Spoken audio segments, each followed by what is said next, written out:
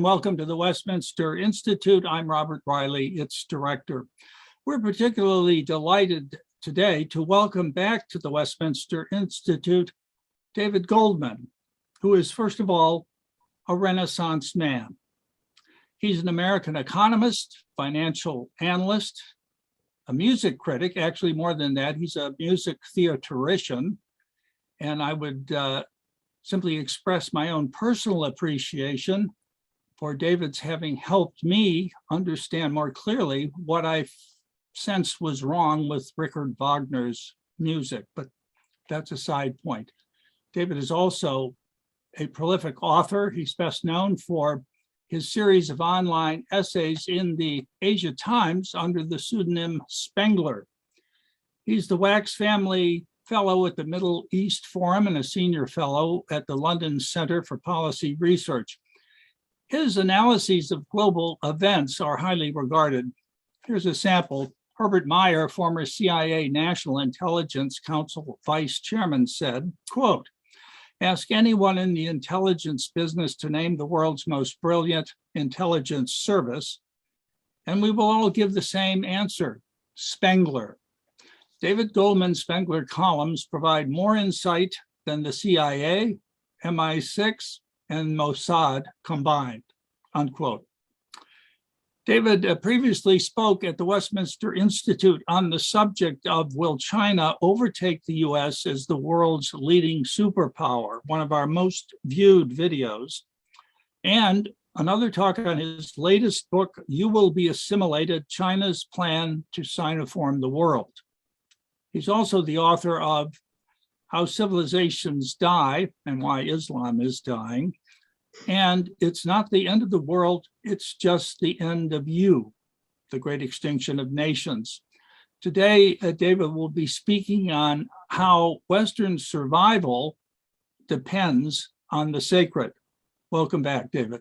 Robert, I'm overwhelmed by the kindness of your introduction, and all I can say is that it's a tremendous honor to share this platform of the Westminster Institute, and I'm very grateful for it. I should like to begin with an aphorism. The Viennese wit Karl Kraus said aphorisms are always either half true or half again true. And I think this is one of them, and that is human beings can't stand mortality without the promise of immortality.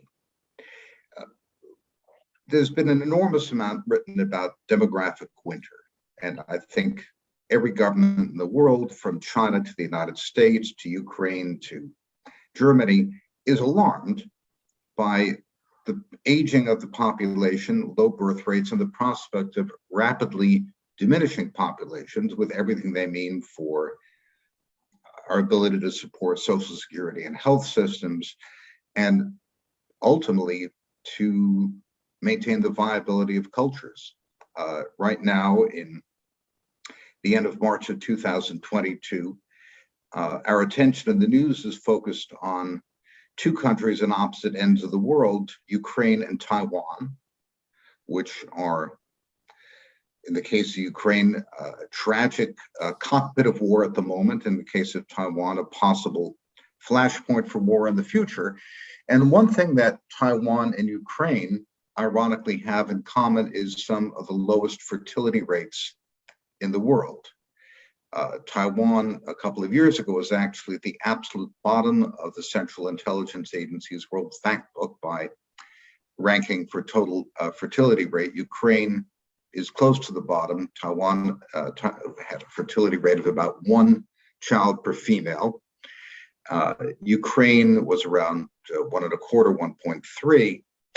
And of course, if this occurs, a few generations from now, the Ukrainian language won't be viable and Taiwan will not be a viable entity. But of course, it's not simply those two parts of the world. The average fertility rate among industrial nations is only 1.5. So replacement is about 2.1. So over time, many countries will find themselves demographically challenged and may in fact become as hollowed out as the Roman Empire was in its dotage, in the 4th and 5th and 6th centuries, or the Greek city-states were, starting with the 2nd and 1st centuries BCE. We face demographic ruin. Why should this be the case? Statistically, it's hard to make a simple measure of what factors affect demography. Something called the Great Demographic Transition occurs between traditional society, which is based in agriculture, which always has large families, and modern society, where social security systems make it possible for people to get along in their old age without their own children, because the government taxes everyone's children to pay for retirements. Among those countries which have not yet made the great demographic transition, because they're still largely rural, have not been industrialized, we still observe fertility rates of 7 or 8 children per family, notably in sub-Saharan Africa. In those countries which have become urbanized in the last generation, for example, Iran, Egypt, many of the Muslim countries, we see a radical drop in fertility rates. In the case of Iran, which was largely traditional in the 1970s, the average Iranian woman had 7 children, and today has fewer than 2. So Iran faces, ironically, the fastest aging of any population in the world. Now, what makes people in the industrial nations after the great demographic transition decide to have children? We know that until the 1930s, children had a monetary value because there are numerous court cases, very extensive record of damages cases for children who were accidentally killed. And courts would assign monetary value to a child who was expected to work and contribute money to a household. Once we got to universal high school education and, well, very high levels of tertiary education, children no longer had a monetary value. When the farm, children worked. In early industrial society, children worked. Children now cost about $200,000 per family, according to the Department of Agriculture. So the decision to have children is no longer an economic one. And that, of course, is the driver of the great demographic transition. The decision is a spiritual one. Married couples today will decide whether they want more expensive vacations, bigger house, fancier car, more perks, or children. It's a trade-off. And what we find, looking at cross-sectional data around the world, is that by far the single biggest factor explaining differences in fertility rates across the developed world is the degree of religious observance. So, for example, in the United States, we have a fertility rate now below 1.8, between 1.7 and 1.8. It came down with the COVID epidemic, so that may be a bit of an exaggeration, but only 10 years ago, we were above replacement at 2.1. We were, in fact, the only industrial country with a fertility rate at replacement, except, of course, for Israel, which is a different story. But that average fertility rate at replacement that we had 10 years ago masked the fact that we really had 2 Americas. We had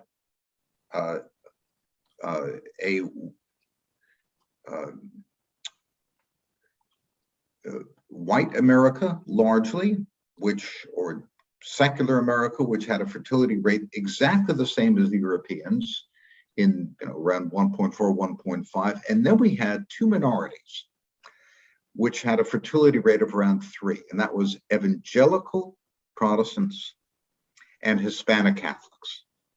What's happened in the past 10 years is the evangelical birth rate has tapered off a bit. We don't have detailed data, but the anecdotal evidence indicates that has fallen. And we know that the Hispanic birth rate has fallen faster than any other.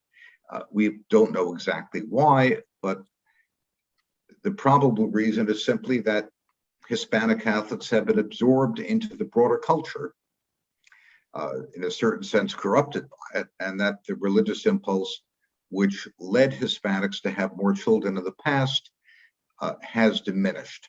So now our demographic profile overall isn't much different from that of Western Europe. When we look at the demographic decline of the West from the standpoint of our body politic and our notion of what's important to our nation and others, I think we have to look at demographics as a proof of failure of the liberal idea.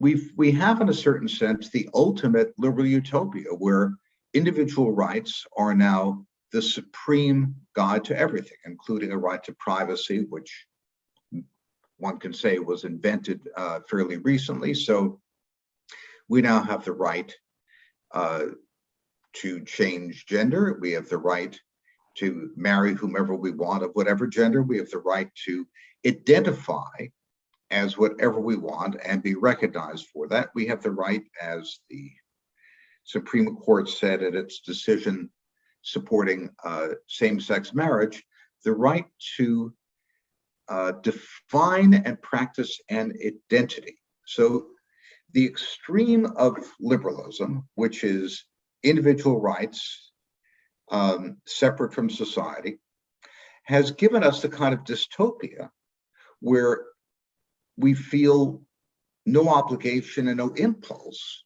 to produce a new generation, which means eventually that will die out and our sense of self will be self-liquidating.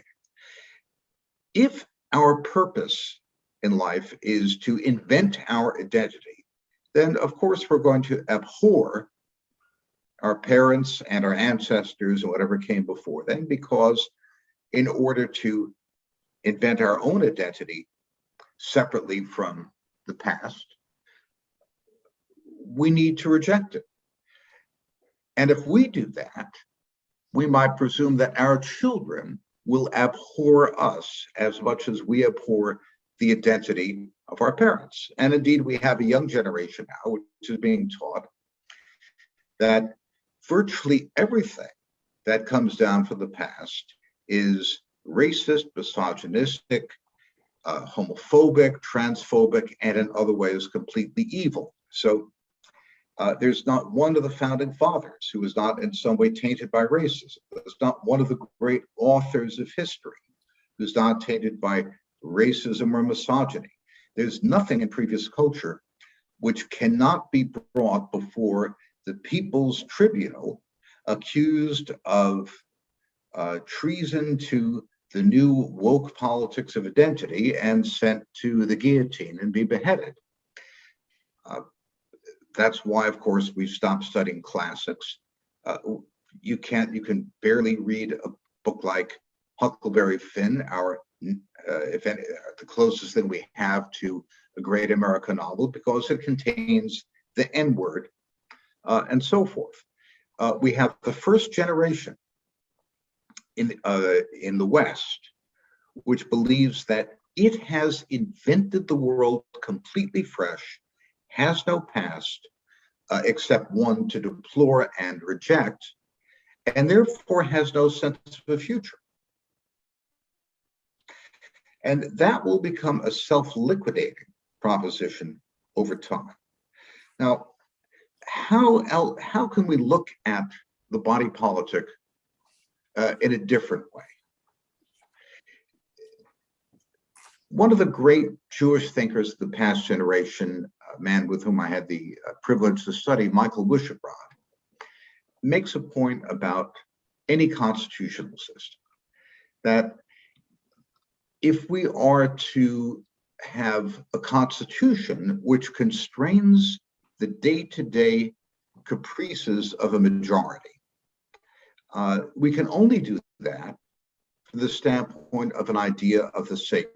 Otherwise, a 51% or 50.001% vote of the House of Representatives should be able to change absolutely everything, overrun minority rights, rewrite all the laws, create a different society, and so forth.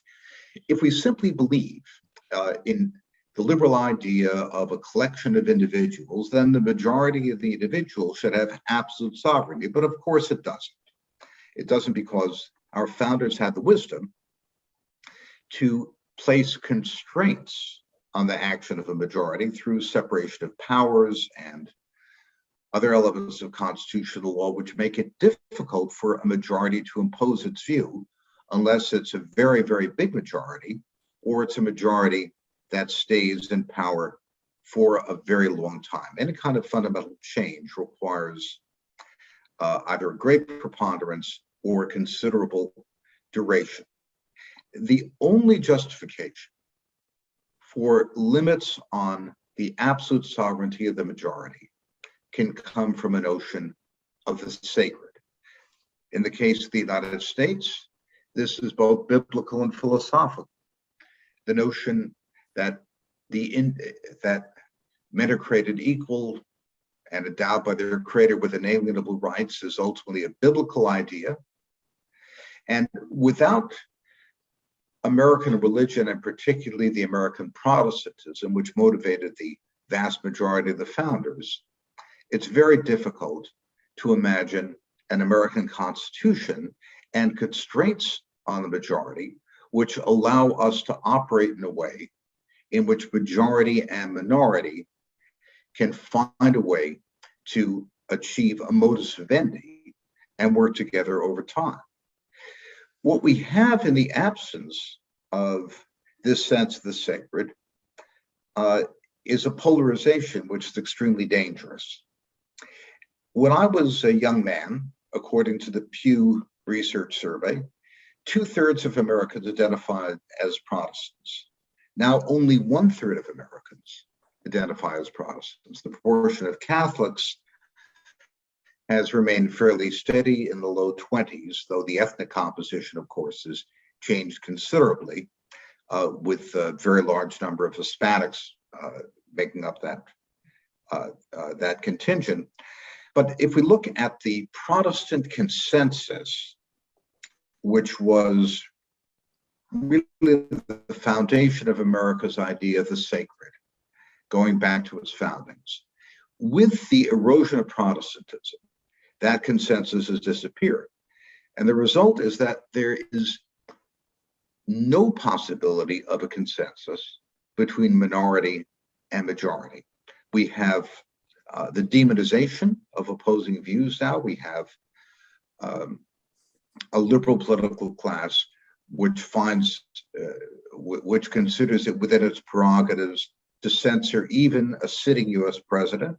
So Donald Trump was stripped of his Twitter account. We have censorship on the major social media platforms to the extent that when the New York Post 18 months ago discovered Hunter Biden's laptop with emails that suggested some improper behavior, the major social media platforms prevented one of America's largest newspapers, the New York Post, from tweeting or posting on Facebook its own major story. You'll recall that 51 senior US intelligence officers produced a public letter denouncing the New York Post report as Russian disinformation with no evidence. Since then, even the New York Times has admitted that the original report was true, but dissent was squelched. At this point, to argue for a traditional biblical view of the human person, the creation of people into two sexes, which is at the beginning of the Bible, and a preferential view for a traditional nuclear family is almost certainly grounds for dismissal from positions at most major universities, and in fact, many major corporations.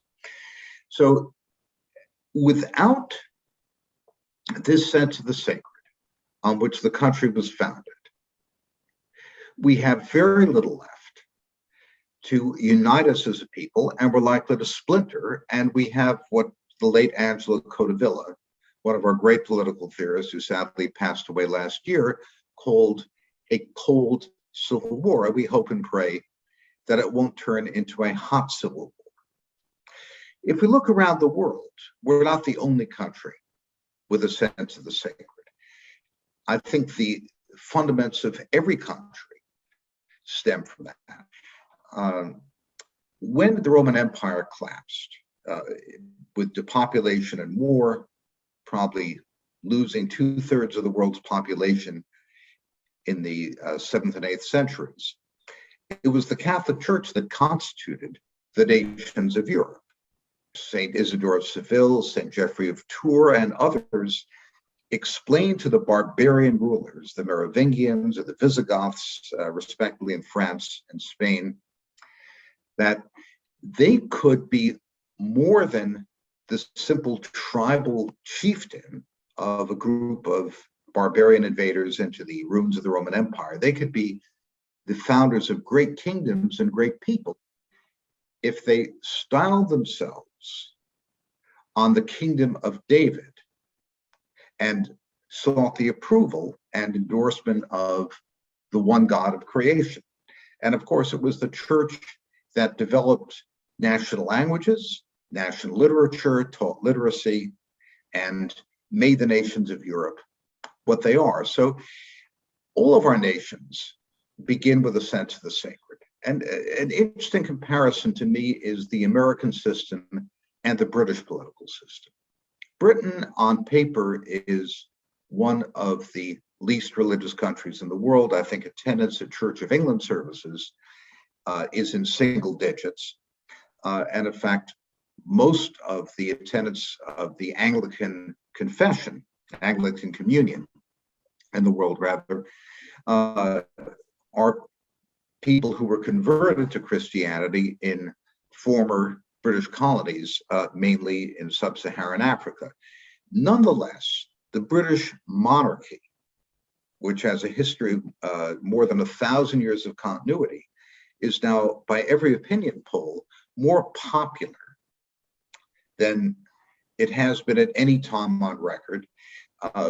One senior churchman of the Church of England suggests to me that in the absence of traditional religion, the British cling to the idea of a monarchy as a foundation of identity and a fountain of the sacred. So although the British parliamentary system on paper has no checks and balances along the lines of the American constitutional system, the existence of the monarchy stands as a surety to the British people that a passing majority in Parliament will not be able to take away their traditional rights. It's an unwieldy and complex, and from our standpoint, sometimes a quaint system, but has been very effective. The system that we've seen so many governments and so many republics pass through France and Italy. It's too complex to talk about what their political systems look like. But the countries that seem to show some promise of coming out of the demographic swoon that we've talked about are those which have tried to foster a sense of national identity. In some cases, I think that's quite encouraging. In some cases, it may be tragic. And I'd like to mention two examples. One is Hungary, and the other is Russia. There are very few cases where countries that have experienced severe demographic decline managed to climb back up.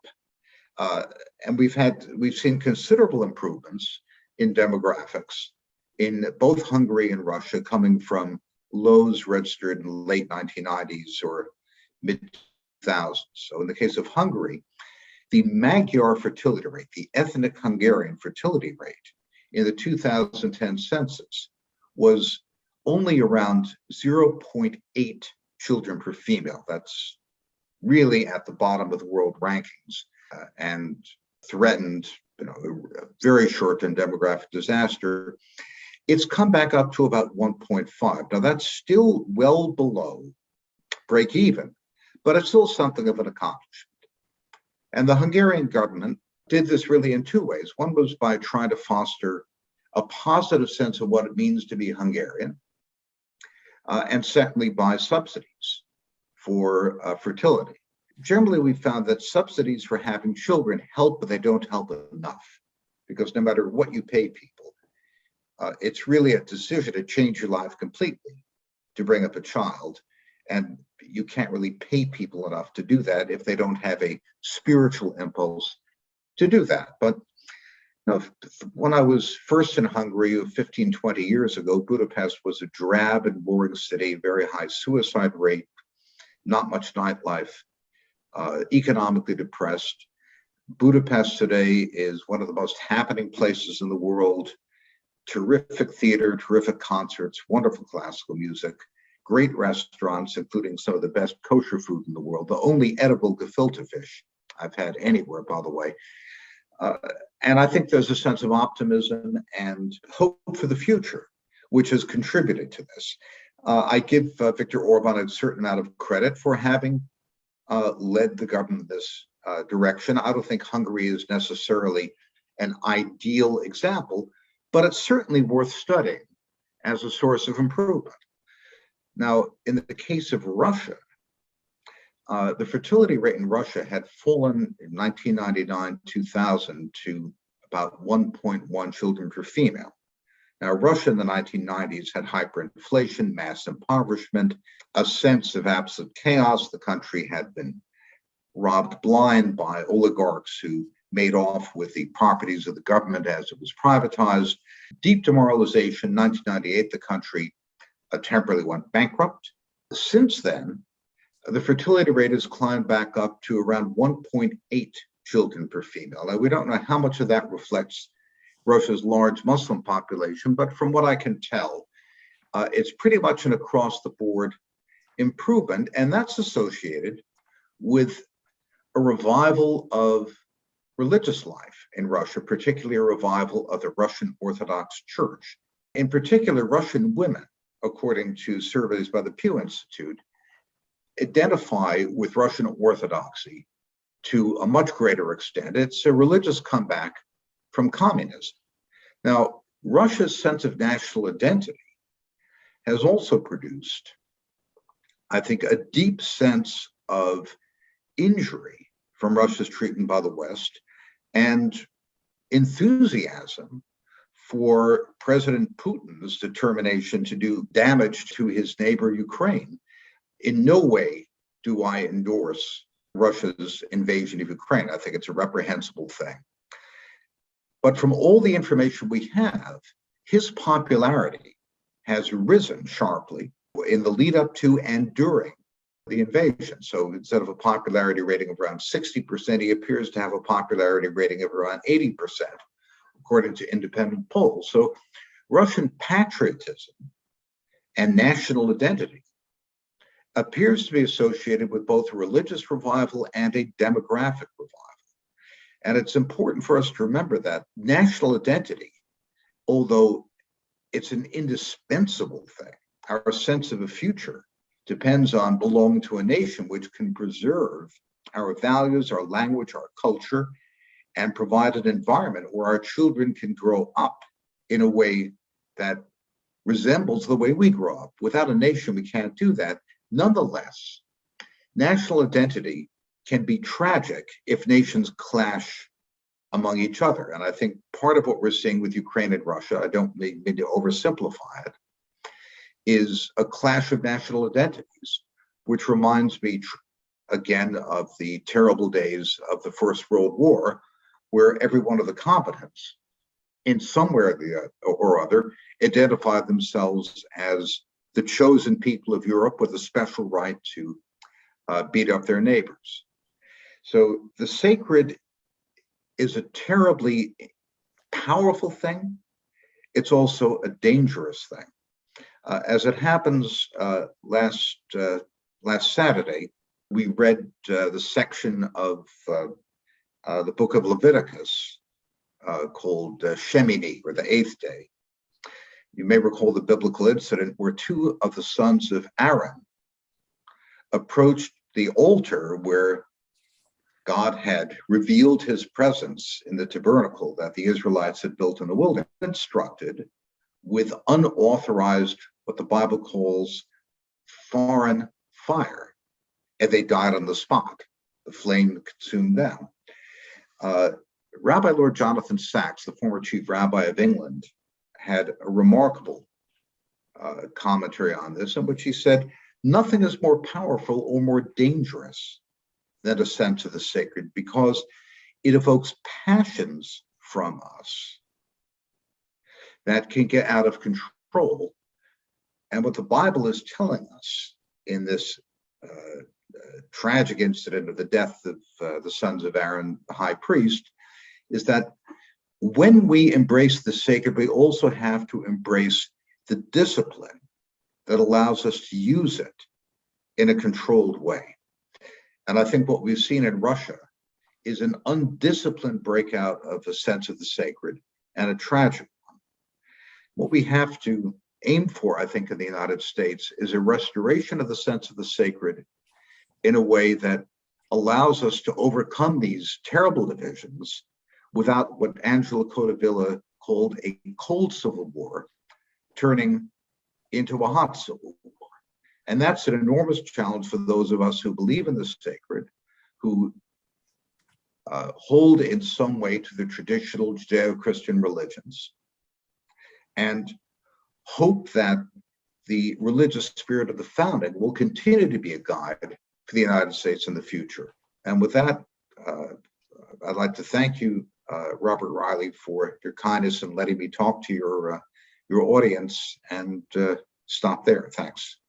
David, thank you very much for those insightful remarks.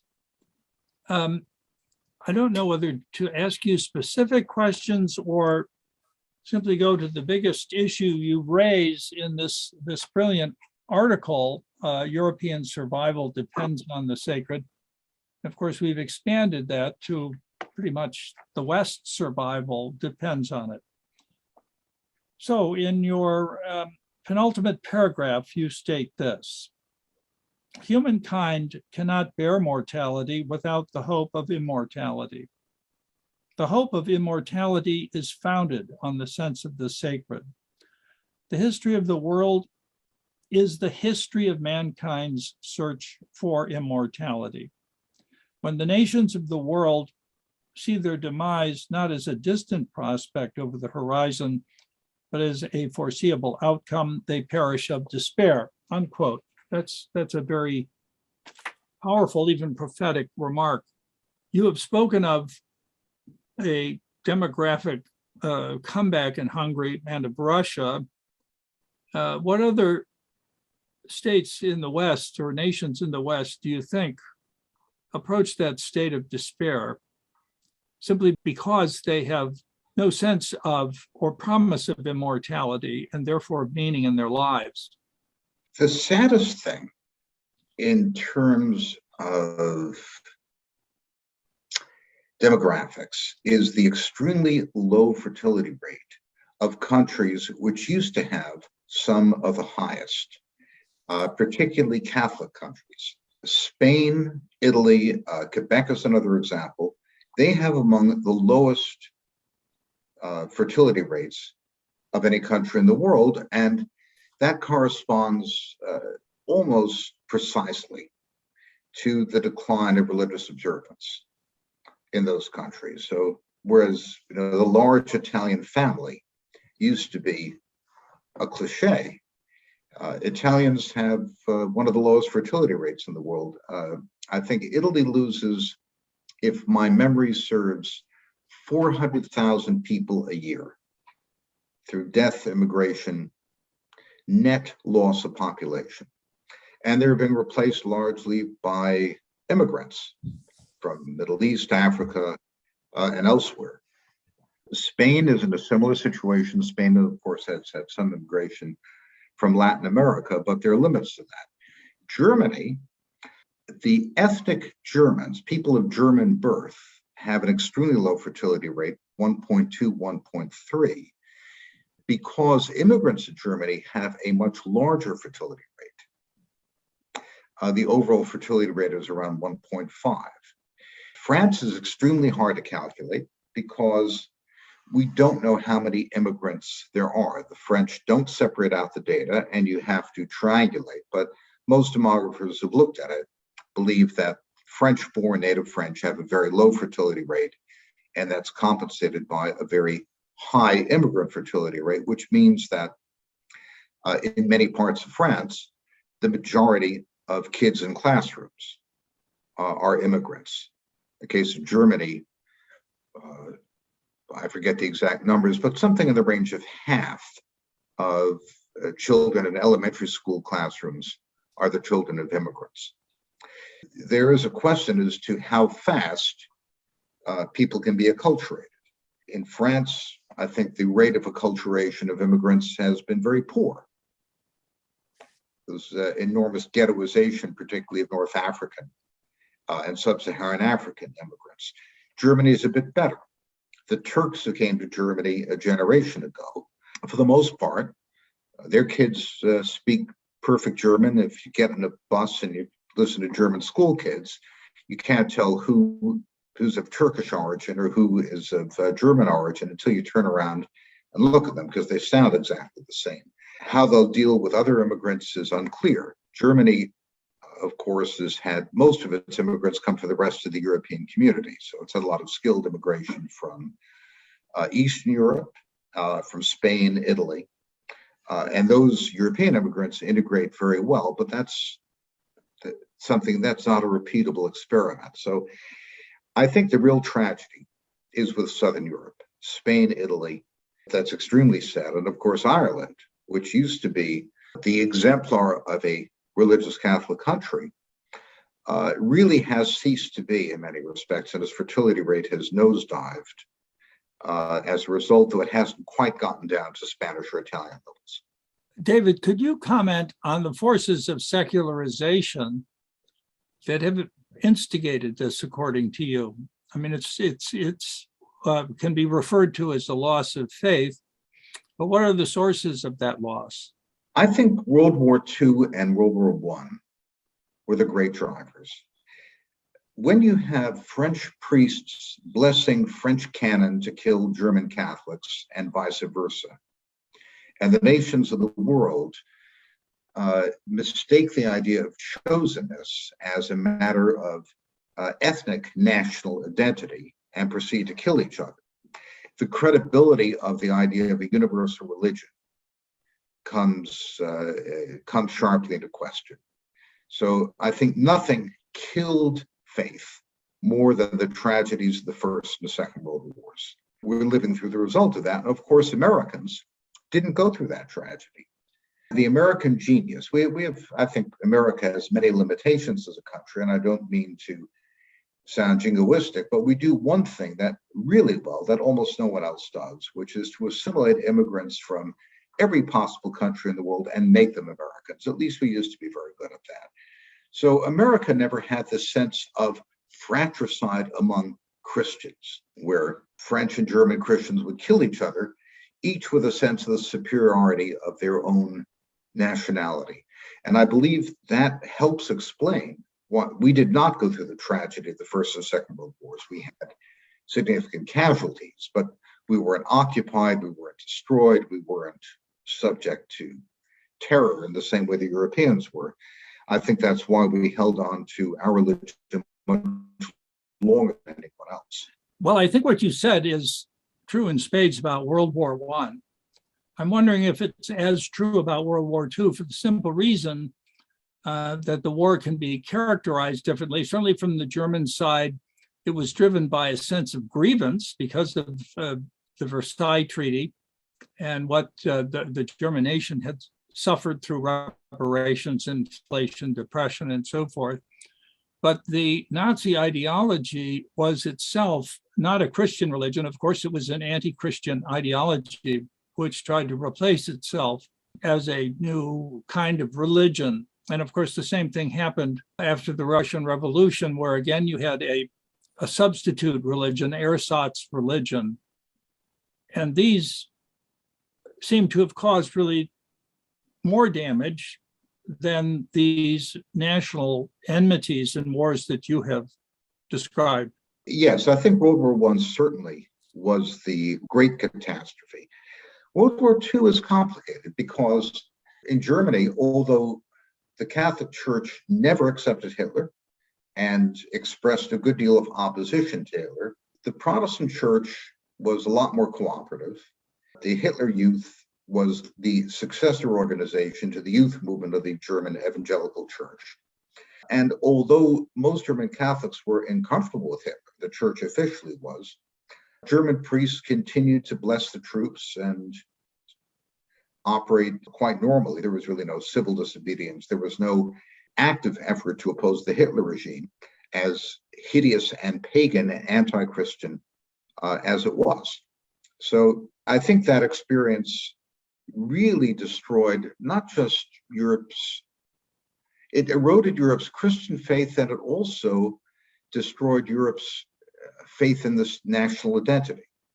When you talk to Europeans, I had a very close European friend once. I took him to the Lincoln Memorial, and I showed him the words of the second inaugural address, which are chiseled onto the wall, which Lincoln says, if we have to requite every drop of blood drawn from the lash with a drop of blood drawn from the sword, still the judgments of the Almighty are true and righteous altogether. And my European friend said, you Americans are out of your minds. Nothing is worth that. Nothing is worth having more. We've had too much experience with that. It's a horrible thing. Lincoln was a horrible man. And that's generally what you'll find among Europeans. They are so deeply immersed in this post-Christian, post-ideological idea of liberalism. Let's all get along under an international bureaucracy that irons out these terrible national differences, which led to these dreadful wars in the past.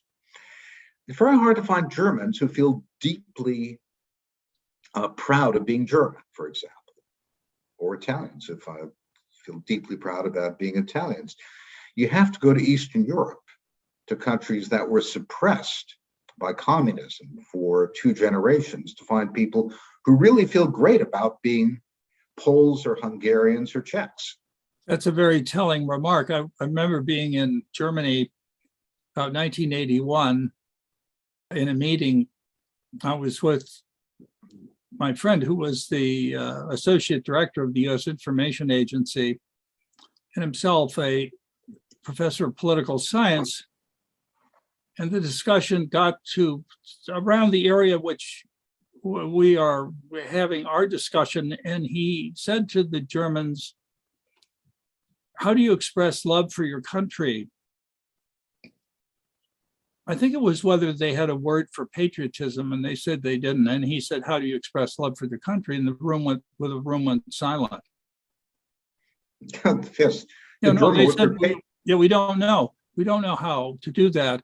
But there is a very peculiar and obviously deep reason for that, because of the effect of World War II and the Nazi regime and the incredible damage it did. But David, you also refer to other things in your essay, and you talk about the cartoonish metaphysics of Jean-Paul Sartre, who absurdly said that existence precedes essence in his form of existentialism, though that eventually led him to Stalinism. That's a side remark. But this is obviously the metaphysics at the basis of the movement of self-identification that you've talked about. There is the influence of that. I'll just close with this and ask for your comment. You see this metaphysics absorbed in some religions, and here in the United States, some of the Protestant churches are full on with the movement of self-identification. Well, if you cease believing that the past is important, that what's handed down by the thousands of years of trial and error and sweat and effort of our ancestors is meaningless, and you have to invent your identity from scratch. Existentialism, I think, is essentially an excrescence of the despair of the First World War. I think there's certainly in Kierkegaard and some of the founders of existentialism, there's some important insights, but as it was developed by Heidegger and Sartre as a pure vehicle for self-invention, it became a catastrophic intellectual movement. And it catalyzed a great deal of what we're seeing. There's one idea which I mentioned in that article, which I would like to mention. There is a very close relationship between willingness to defend one's country and fertility rates. The Gallup poll in 2016 asked people in several dozen countries, I think 80 countries, are you willing to fight for your country? The absolute bottom was Netherlands and Germany, which I think 13 and 15% respectively. And Finland was up in the 80% range. Israeli Jews are up in the 80% range. So quite a big spread. And there's a very close statistical relationship between willingness to fight for one's country and fertility rates. So what I concluded from that is that there's nothing you're willing to die for. There ain't much you're willing to live for either. And the passion that allows people to give their lives for their country, in the extreme case, is the same kind of passion that leads people to want to create a future for their children and have children. And as I said, that passion is a terribly dangerous thing, but without it, we just stop being there. We stop viewing our lives as having any importance. And somehow reviving that passion without killing each other is the great challenge of our times. Now, on the other hand, the thinkers you've mentioned, Sartre, Heidegger, they're Europeans. Yet the self-invention movement is almost worse in the United States than it is anywhere else. Well, yes, there are two brilliant books about this. One by Joshua Mitchell at Georgetown University, Protestant, another by Joseph Bottom, former editor of First Things, is a Catholic. Identity is a perversion, the original pure process. I'm not going to try to accurately represent their views. I urge people to read them, but in a sense, becoming an American is a conversion experience. You leave your culture and you come and you develop a new culture as an American. You become an American. In effect, you adopt the culture of American Protestants. Now, if we take God out of that and make every individual his or her own God who can invent him or herself, then we get the same kind of impulse for self-transformation, which was so powerful in taking people from 100 countries and turning them into Americans. And instead, that impulse turns them into woke identifiers with some of the weirdest things we could imagine. So the secularization of the American Protestant impulse in Jody Bottom's and Josh Mitchell's account explains why we in the United States seem to have it worse than anyone else. We really haven't had a whole lot of ideas that are original. The ideas of the founders were original in political philosophy, but we always pick up our intellectual trends from overseas. As Alan Bloom says, the goofiest American radical is really dependent on some kind of German intellectual of 100 years ago. Yes, well, I recall a student telling me that it is, in fact, Catholic University. The class on political science professor was dealing with the American founding and took the view that it was fatally compromised and that the disorders from which we suffer today are direct, if distant, consequence of those faulty principles. The students resisted a bit by by the end of the course, they said, okay, you've convinced us. We agree. But what are we supposed to do now? In other words, he had undercut not necessarily any religious sense, but certainly any sense of civic religion or why they would wish to serve their country in any capacity, which leads, it seems to me, to the kind of enemy that you spoke of in your article. Absolutely. The idea that America was founded on slavery, the so-called, that's the 1619 Project, it's completely false historically. It's completely wrong. There's certainly parts of America had a good deal to do with slavery. It ignores the fact that we sacrificed 500,000 Union lives to eliminate slavery. We fought the only war in history that was really a crusade for human freedom with an altruistic foundation. Sure, this poisons the idea of America, but I think without the religious impulse, with only the liberal individualistic side of the American founding, we tend to tip into a kind of woke religion. Now, there is a critique from some Catholic scholars, like Patrick Deneen, for example, who think the founding was too rooted in secular liberalism.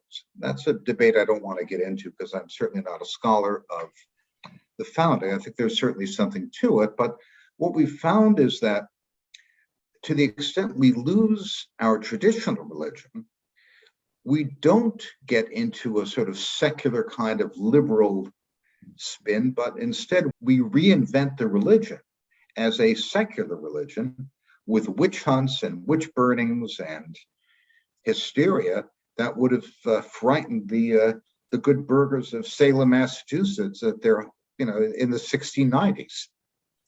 Well, if I recall correctly, Eric Voegelin spoke of this as immanentizing the eschaton, which leads to all of these secular distortions of what properly belongs to transcendence and religion. Let me close, David, with perhaps the most important question. You've spoken very persuasively about the importance of the sacred, but how do you restore it? What are the sources of renewal there? Well, I think it has to come from the top and the bottom at the same time. America is a funny kind of country.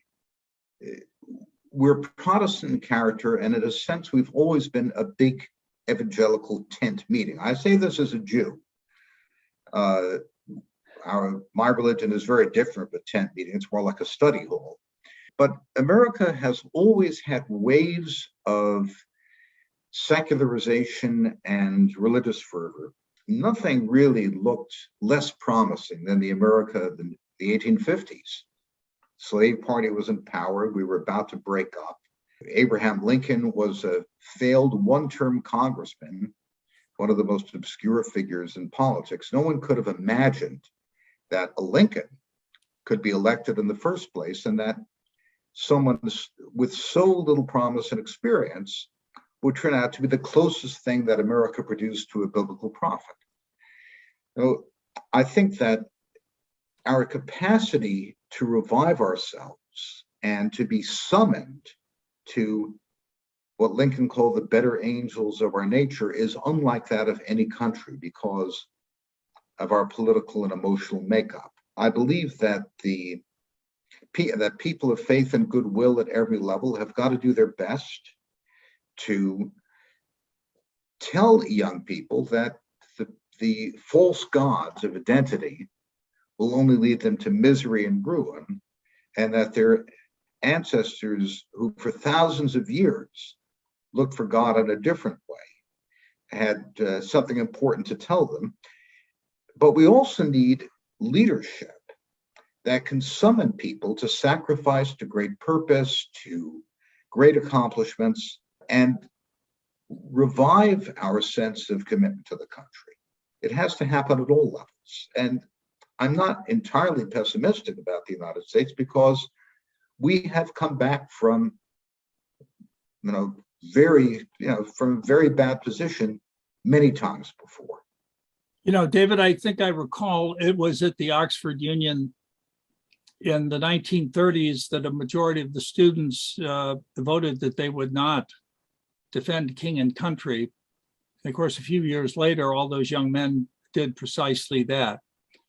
It seems to me that the United States is insulated in a bubble of extraordinary prosperity that has in many ways insulated people from reality and allowed them to dabble in the nonsense of the self-identity movement.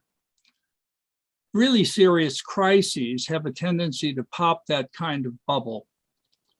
I'm not the only one who speaks of the period in which we're living now as a pre-war period.